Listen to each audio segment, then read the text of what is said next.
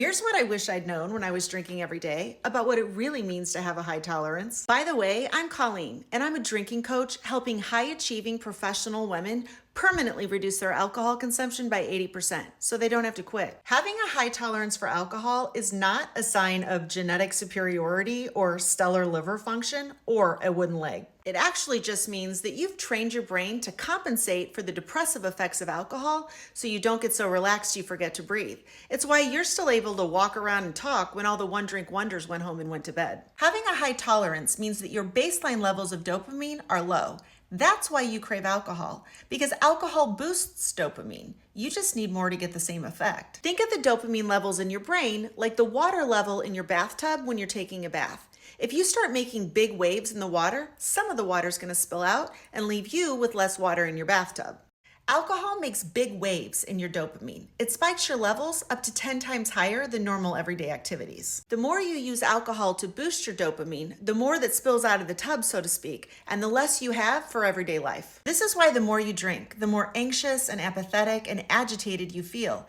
Everything starts to feel annoying, and everyone starts to become a pain in your ass. The lower your baseline levels of dopamine, the stronger your cravings for alcohol, because your brain likes to solve problems and has figured out that alcohol can fix low dopamine faster than anything else. Which means you're not drinking to get high. You're drinking because not drinking feels bad. Reducing your alcohol consumption will recalibrate your dopamine and reset your tolerance. But it's more complicated than that. Dopamine is also tied to the story you're telling yourself.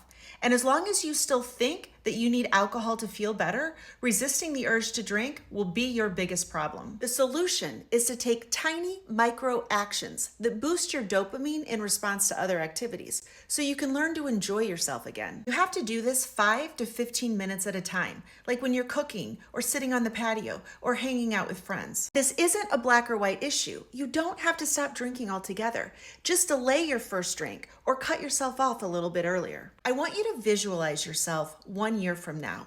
Imagine yourself fully in control. Make a list of what you'll be doing and also some of what you'll be thinking, and then start practicing a few of those every day. Building healthy habits is a lot easier than breaking bad ones, so aim for about a 5% improvement each week. But here's the deal. You don't think your way into change. You have to feel your way through change, and that requires action. Resetting your tolerance isn't so much about the absence of alcohol. It's about the additions of action steps that move you forward. If this makes sense, type action in the comments.